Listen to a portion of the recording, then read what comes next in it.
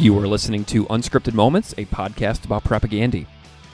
Lately, you may have noticed that the podcast has been branching out just a little bit. We've had some guest hosts and even episodes that have none of me on them at all. I've really loved these episodes lately.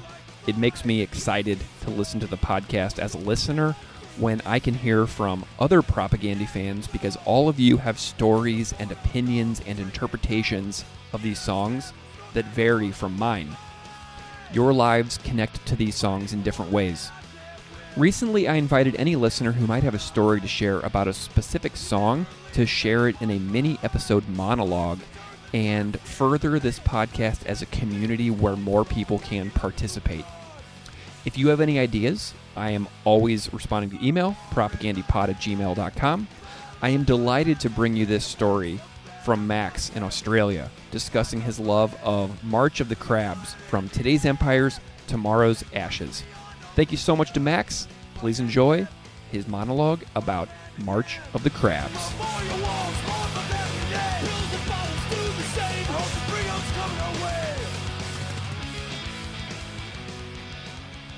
All right. Hi, my name is Max Barker. I'm recording this for Unscripted Moments podcast about propaganda. I'm a father of two. I teach primary school or elementary school performing arts, and I live with my kids and my wife and my dog on the western suburban fringe of Melbourne, Australia. Propaganda changed my life when I was a teenager, when I was about 14 years old.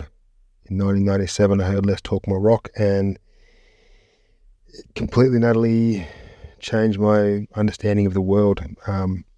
I absorbed that album into my very being for years. My life was irrevocably changed by the way I understood the world, the way I saw the world around me and my place in it. When Today's Empires came out, I was so stoked and so pumped. I have a clear memory of getting the bus to the mall on a Monday morning to buy the CD, hustling back to school. I was in grade 11, putting it in my Discman and firing it up in the morning on a Monday in my art class. And when that riff from Mate Carl Morris kicked in, just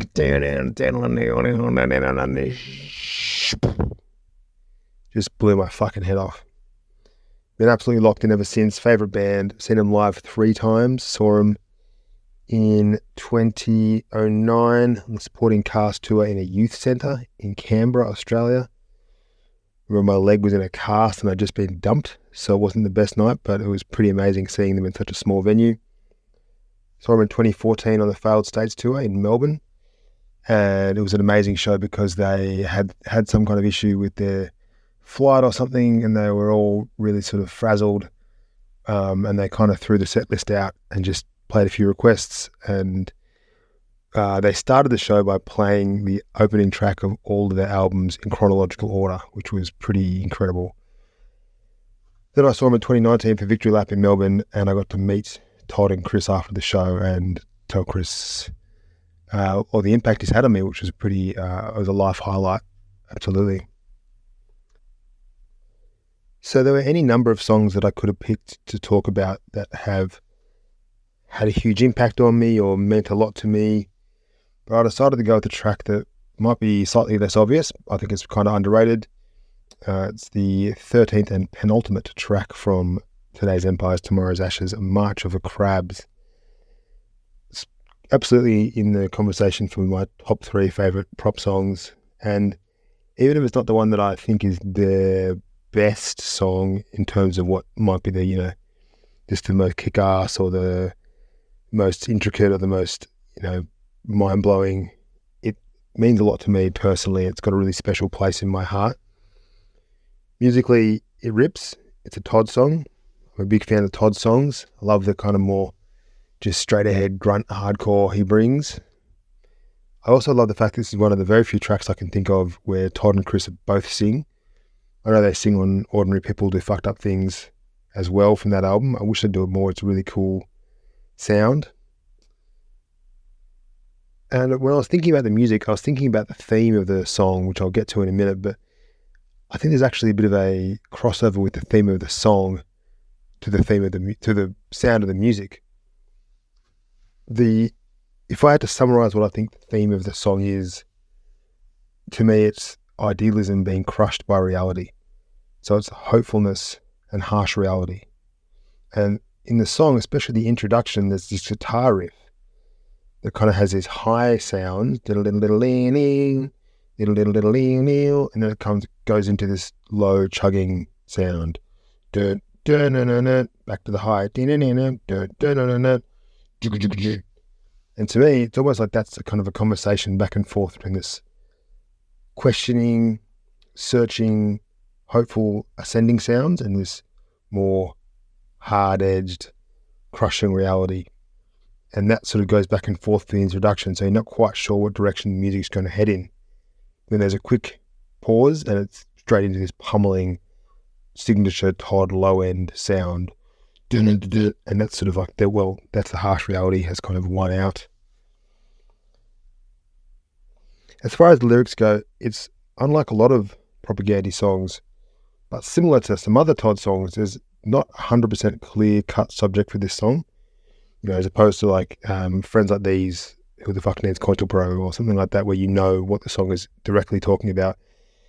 This song is a little less clear-cut.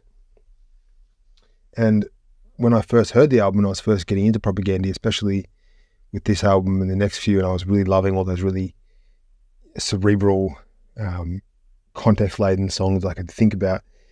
This song, I kept coming back to it because it was a bit more mysterious, a bit more vague, a bit more enigmatic what it was actually about.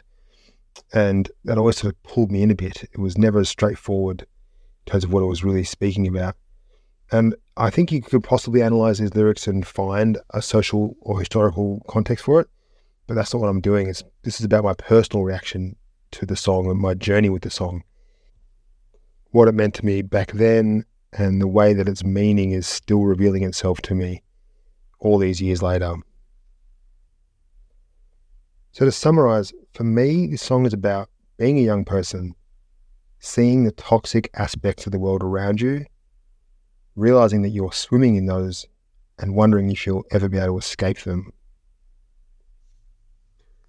For me, being a teenager, I was a smart kid, I was a sensitive kid. I gravitated to punk rock, gravitated to left-wing politics. Obviously, the impact of Propagandhi was enormous, but I never felt like I understood or fit in with the culture around me. The quote-unquote normal people, the way that society functioned, the way that my community functioned, always seemed like it wasn't quite right. Always seemed to have this darker edge. It seemed like something of a charade, a Potemkin city. There were things that were accepted in the world around me that I believe were wrong, and the fact that they were so prevalent and so accepted made me feel insane. We stood our ground waiting for the fight to begin. My eyes squinted in the sun, wondered if they'd spring or run. To me, that takes me right back to high school. This feeling of this ever-present threat of violence, just sort of coursing through the whole atmosphere. Because I know that in many ways, the culture I was raised in, comfortable middle-class, white, suburban culture, did have an undercurrent of violence, and there was things that were completely accepted and rampant. Homophobia, sexism, misogyny, racism, absolutely accepted and rampant in the school, and I saw it played out in government and society and religion in suburban white culture in Australia in the 90s. And that atmosphere, that feeling, is what I get from March of the Crabs.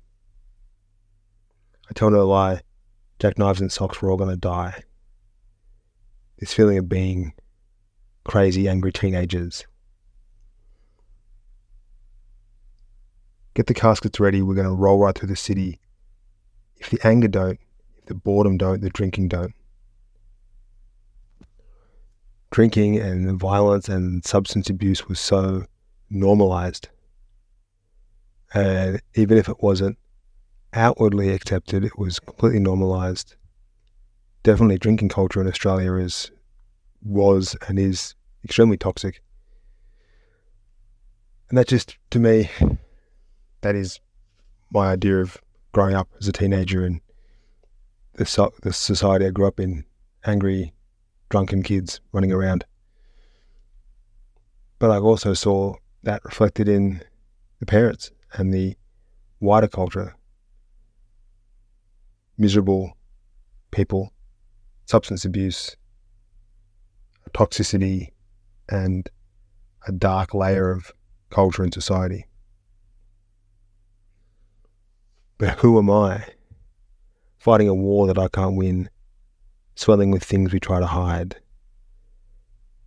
That's the next level that this song really got me at. It wasn't the fact that I saw my own society and culture reflected in the song. It was that I saw myself as someone who could see past the negative aspects of society and envisage for themselves a better way of living, but weren't sure if they were able to achieve that, to get out of the culture they were in. A harsh return to slap you in the face, one last chance will leave this place. Can you ever really outrun where you're from? Can you ever really grow up and get past how you're raised? For me, the sort of the center point of this song, where it all hinges on, is the middle lines in the middle. There's a brief pause.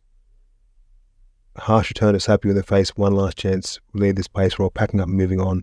Dun, dun, dun, dun, dun. There's a very, very brief pause, and it kicks straight back in with what I think is the peak of the song. Double line, the couplet that says, got a war in the head, fear our lives won't pass as great events.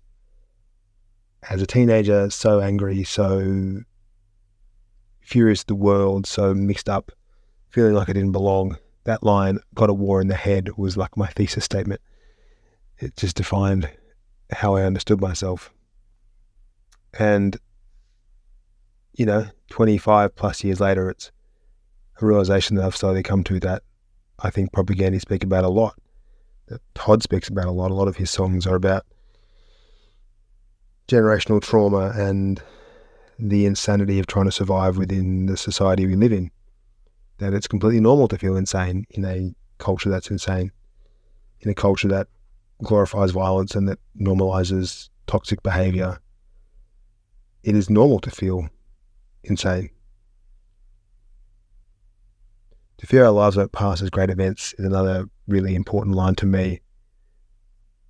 When you're a teenager, you think that you're going to be able to rise above the world you live in. Do you think you're going to change the world? Do you think you're going to become someone who is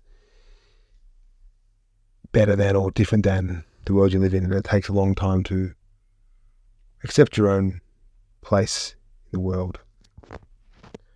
That's why this song is so special to me, in that 25 years later, it's still gaining new meaning.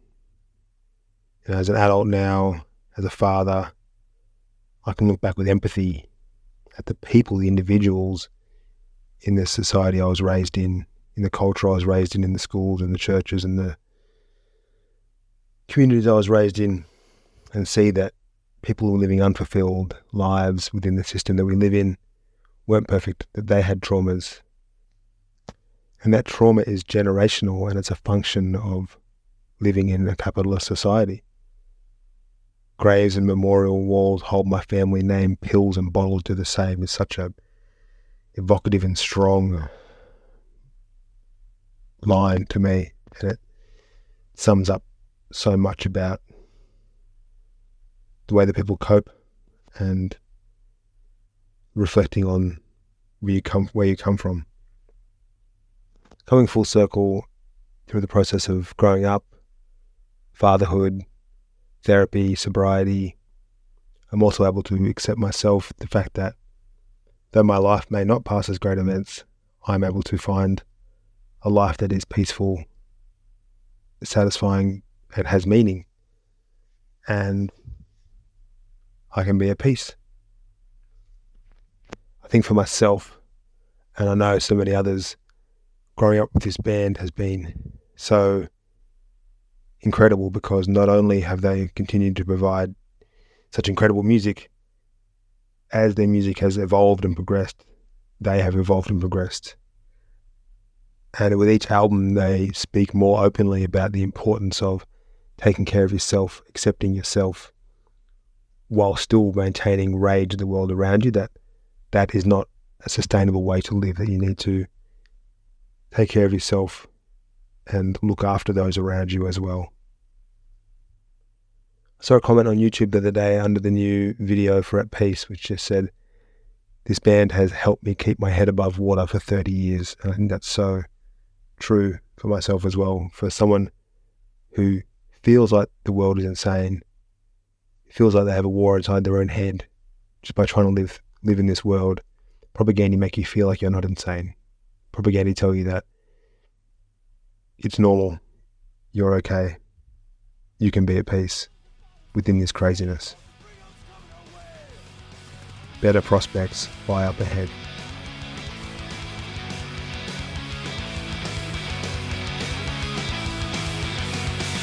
The fight never happened. Cloud here, we all grew up. Mission accomplished.